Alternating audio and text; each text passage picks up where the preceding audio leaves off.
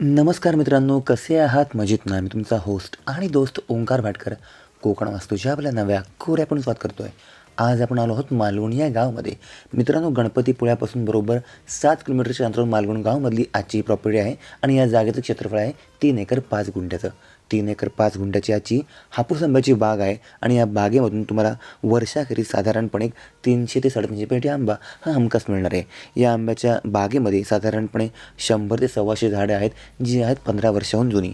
आणि मित्रांनो, या बागेचं अजून एक वैशिष्ट्य ते म्हणजे बागेला लागूनच वर्षाच्या ऑलमोस्ट 12 महिने वाहणारा झरा आहे. इथे पाठीमागे बघू शकाल की आता डिसेंबर महिना चालू आहे आणि आता देखील कळकळणारं पाणी आपल्या या झऱ्यामधून नदीला लागून म्हणू शकतो वाहत आहे, जो आहे आपल्या प्लॉटला लागून. त्यामुळे तुम्हाला पाण्याचा स्रोत जो आहे आपल्या जागेच्या जवळ हा उत्तम मिळत आहे आणि याच कारणामुळे तुम्हाला आपल्या जागेमध्ये वर्षाचे 12 महिने उत्तम पाणी मिळणार आहे.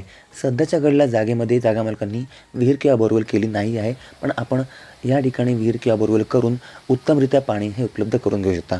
मित्रांनो, आता ज्या लोकांना मालगुण हे गाव कुठे आहे माहीत नाही आहे, त्यांच्यासाठी रत्नागिरी शहरापासून साधारणपणे 28 किलोमीटरच्या अंतरावर, गणपतीपुळ्यापासून मगाशी बोलल्याप्रमाणे एक्झॅक्टली 7 किलोमीटरच्या अंतरावर आणि मुंबई पुणे म्हटलं तर मुंबई 333, पुणे 282 आणि कोल्हापूर 155 एवढ्या अंतरावर हे मालगुण गाव आहे आणि समुद्राच्या अगदी जवळ आहे.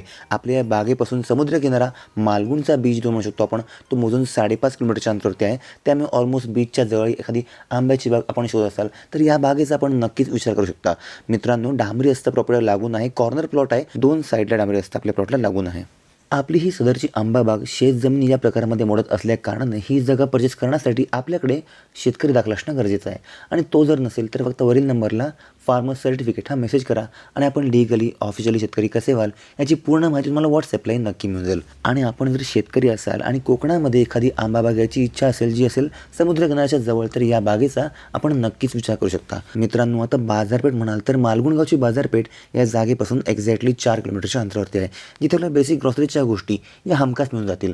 त्याहून मोठी बाजारपेठ गणपतीपुळे आहे, इकडनं मोजून 7 किलोमीटरच्या अंतरावर. कुठलीही प्रॉपर्टी परचेस करण्यापूर्वी ज्या 3 गोष्टी आपण महत्त्वाच्या कन्सिडर करतो त्या म्हणजे रस्ता, पाणी आणि इलेक्ट्रिसिटी.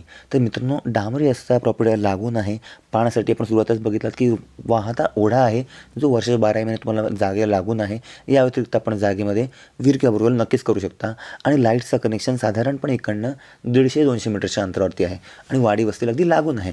मित्रांनो, तुम्हाला जर कोकणामध्ये एखादी आंबा बाग घ्यायची इच्छा असेल तर आजची बघा ही खरोखर उत्तमच आहे. या ठिकाणी नेटवर्क म्हणाल तर ऑलमोस्ट सर्व प्रकारचे नेटवर्क्स या जागेमध्ये उपलब्ध आहेत. या जागेचं व्हॅल्युएशन 3 एकर 5 गुंठा प्रॉपर्टी आहे, मोठी आंब्याची बाग आहे आणि या जागेचं व्हॅल्युएशन जे जागा मालकांनी केलं आहे ते आहे 80 लाख रुपये. थोडंफार नक्कीच निगोशिएबल.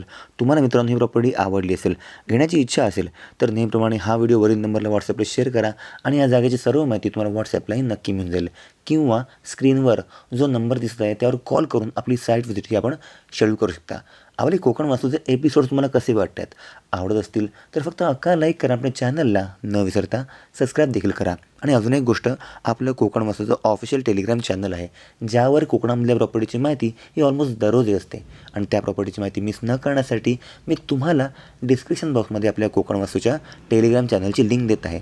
त्यावर क्लिक करून आपण तो ग्रुप जॉईन करू शकता, जेणेकरून कोकणामधल्या प्रॉपर्टीची माहिती आपण घर बसल्या घेऊ शकाल केवळ एका मोबाईलच्या क्लिकवर.